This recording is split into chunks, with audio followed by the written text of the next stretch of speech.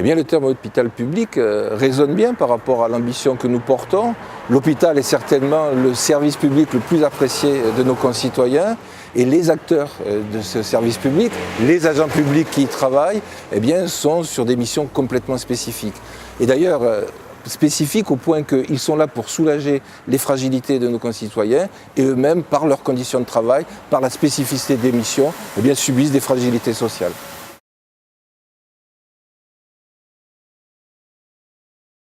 On est là face à un double paradoxe. La principale fragilité des agents publics qui travaillent dans le secteur hospitalier, c'est certainement leur santé. Santé qui peut être altérée par des conditions de travail, des contraintes, notamment en matière d'horaires atypiques, et puis aussi peut-être leur statut social pas suffisamment protecteur. Et le deuxième paradoxe, c'est que ces agents devraient pouvoir, dans leur univers, bénéficier de l'accès à des soins gratuits. C'est prévu par un dispositif statutaire, le fameux article 44. Et dans la réalité, cet article 44 ne fonctionne pas véritablement bien.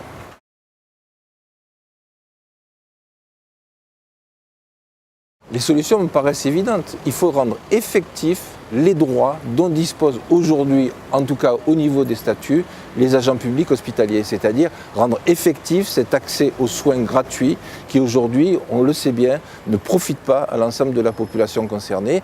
Et surtout, il faut aussi rendre ces droits effectifs et réels pour les agents publics hospitaliers retraités qui aujourd'hui ne sont pas du tout concernés. La deuxième action qui me paraît déterminante et prioritaire, c'est de développer de vrais dispositifs de prévention en matière de risques psychosociaux. Avec ces deux solutions, croyez-moi, on peut véritablement répondre aux fragilités sociales dans le secteur hospitalier.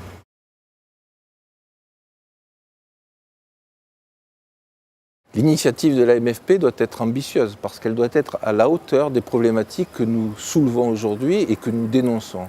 Problématiques qui sont liées aux fragilités sociales que rencontrent les agents publics dans l'exercice de leur mission, mais d'une façon générale.